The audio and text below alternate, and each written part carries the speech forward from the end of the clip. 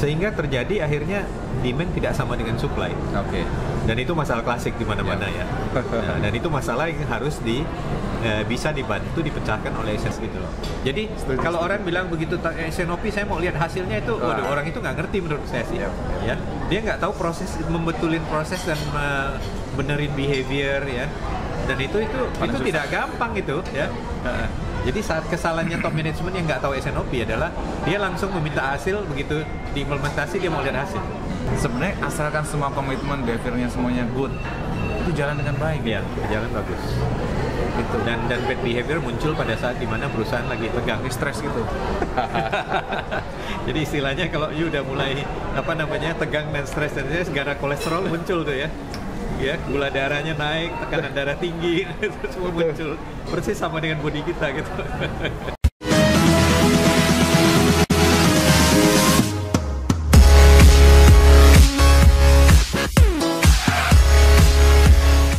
Saya juga merasakan, Pak, dalam 1,5 tahun implementasi itu adalah di situ. Ya.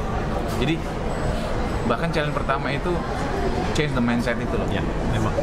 Bahkan ketika implementasi, ngapain sih ini lo teoris banget sih, ini kan lo ngerecokin gua gitu. Iya, itu kena gini. You kan melakukan pakai konsultan nggak waktu itu atau coba sendiri? Gitu. Pertama coba sendiri, terus kedua kemudian karena saat itu ada big boss di sentral yang tanda kutip pernah implementasi SNOP, akhirnya saya pakai tool itu, Pak. Jadi awalnya kan saya coba sendiri challenge gitu, akhirnya saya mencoba, oh ini nggak bisa nih, akhirnya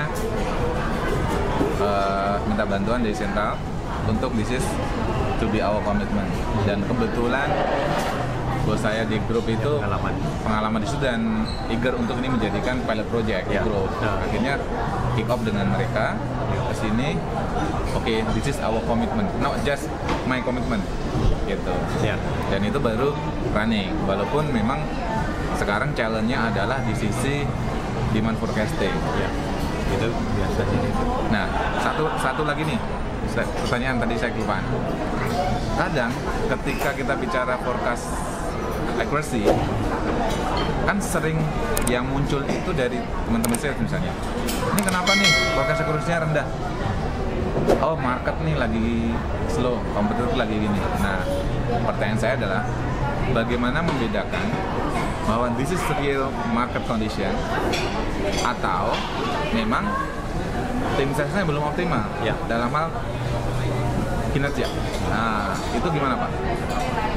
Kan sebenarnya kalau kita bilang orang sales sendiri kan juga punya target yang harus dipenuhin kan. Ya kan. Nah, itu mereka sendiri desain daripada achievement-nya sendiri, reward-nya ya. Itu udah bagus belum? Memang sesuai nggak dengan bahwa itu akan mengencourage mereka untuk melakukan itu? Ya kan? Sales insentifnya ya. Nah, insentifnya memang sesuai nggak? Artinya sudah didesain untuk merangsang performance nggak? Oke. Ya kan? Nah, kalau misalnya dia sales memang dia hanya sekedar orang sales ya, tapi insentifnya nggak menarik ya mungkin nggak itu. Nah, kemudian ada lagi apa yang dilakukan oleh perusahaan kalau misalnya dia continuously non performing gitu. Konsekuensinya jelas nggak? Ada nggak? Ya.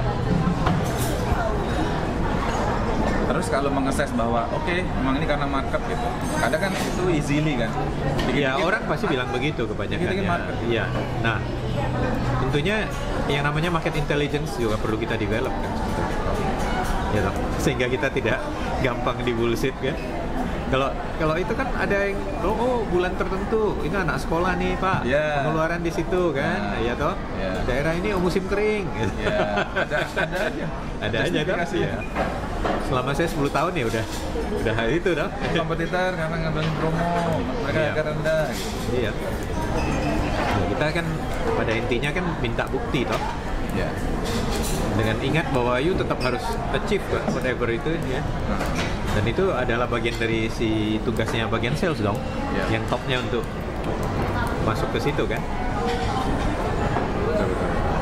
Ya kebetulan kan waktu saya di demand planning itu ya dibayar sales toh. Orang sales juga kan jadi bicara dari mereka juga. Kalau orang supply chain ya dia bisa ngelak-ngelak itu ya. Tapi karena udah di daerah situ ya kalau perlu ya kita Karena itu nggak bisa dikendalikan ke daerah. lagi. Ke daerah sih jalan-jalan. Oh sesekali gitu? Iya. Jalan-jalan. Buktikan betul nggak sih? Ngomong-ngomong distributor segala, iya. Oke, menarik. Nah ini dia. Jadi waktu saya sebagai GM Pro Operation ya jalan-jalan kan ya, lihat-lihat bener gak sih daerah itu ada ini gimana sih itu ya. Yang menarik nih. Jadi itu yang kita bilang mengembangkan itu kita lebih jauh dari sekedar yang kita bilang role-nya ya. Gimana how to make our job interesting gitu. Karena bagi saya kan waktu itu tuh setelah 5 tahun megang demand planning, kemudian GM Pro Operation yang lama udah mau pensiun. Saya kan ditawarin gimana Pak kalau double heading megang itu sekalian dan kita minta Bapak justru mendesain lagi cara kerja yang beda. Ya kan? Jadi yang namanya sales operation role-nya tempat saya waktu saya pegang udah beda lagi. Saya redesign lagi kan. Itunya lagi gitu loh. Nah itu kan membuat sesuatu bagi saya sesuatu yang baru. Ya, selalu saya berusaha untuk ya. itu lagi toh, exciting. Jadi ada energizer-nya. Jadi 10 tahun itu ya bukan cuma stay the same itu, tapi saya selalu ya bilang keep on improving dan sebagainya gitu. Challenging ourselves lah di dalam di situ.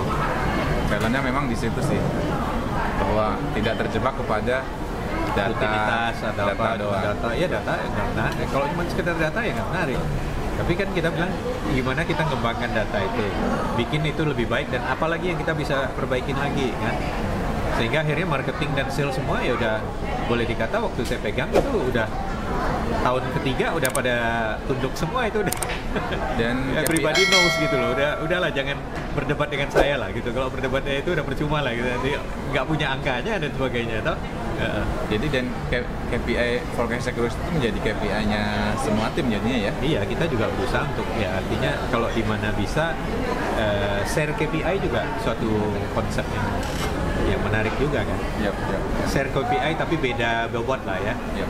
Misalnya demand forecast accuracy bagi si demand planner dia mungkin bobotnya jauh lebih tinggi dibanding dengan di si trade marketing toh. Yep, menarik.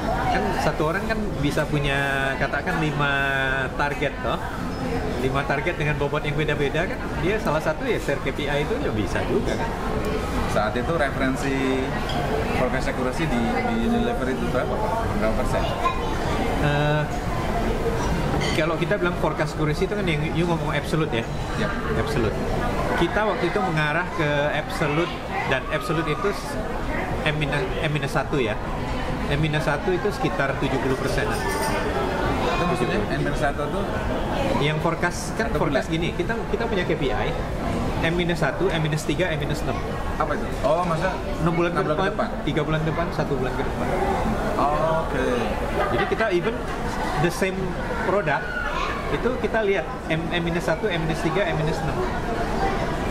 Behaviornya kelihatan. Yang namanya kalau dari tren kelihatan kan pada intinya kan makin jauh kan pasti forecast accuracy-nya makin menurun kan? Ya kan? Makin dekat harusnya makin bagus. Bagaimana kalau ternyata M3 lebih bagus dari M-1 misalnya? Itu kan menandakan bahwa waktu M-1-nya mungkin banyak perubahan-perubahan yang terjadi dibanding waktu M-3. Banyak ada sesuatu yang berubah. Sehingga kok bisa M-3-nya lebih stabil dibanding M-1, berarti ada sesuatu dengan itu. Itu yang kita lihat, behavior kan, banyak paketan dan sebagainya gitu kan. Jadi membenahin hal-hal yang kayak gitu yang nggak gampang kan, itunya in between. Nah itu kan yang hal-hal yang sebagai bukan orang yang berkecimpung di demand planning kan nggak pernah terpikir ke situ kan. Betul. Menarik. Ya, jadi kita udah even sampai M-6 udah kita lihat.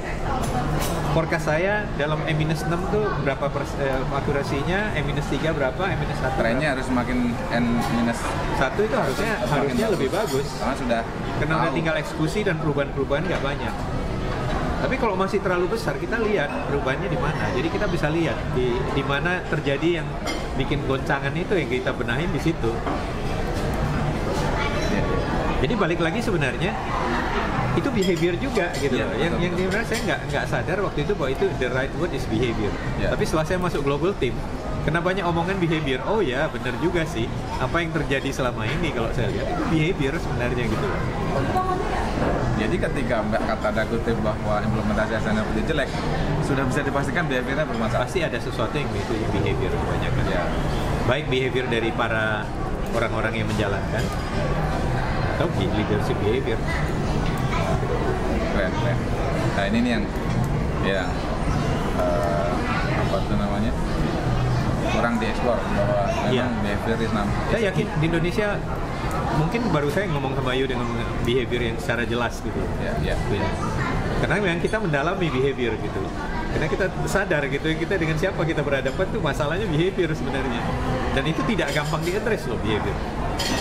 Kecuali reminder seperti itu kan yang kita berusaha untuk ini gitu. Betul. Menarik sih Pak. Ya mudah-mudahan nanti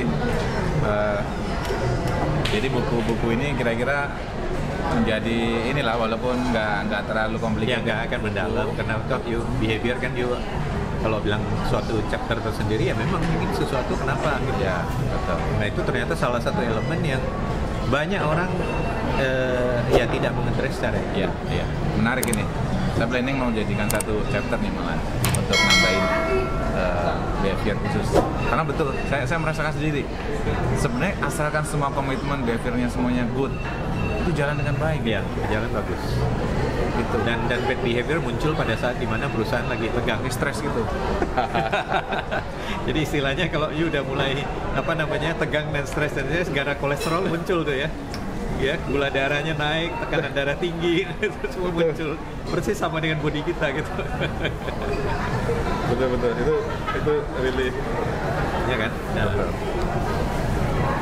Kalau sudah panik, sales nggak dapat, akhir bulan udah. ya, udah Rusak behaviornya semua muncul itu. semua. Gitu. Dan that's not easy. Ya salah satu ya karena SNOP-nya sendiri mungkin tidak, horizon-nya tidak cukup bagus. Ya.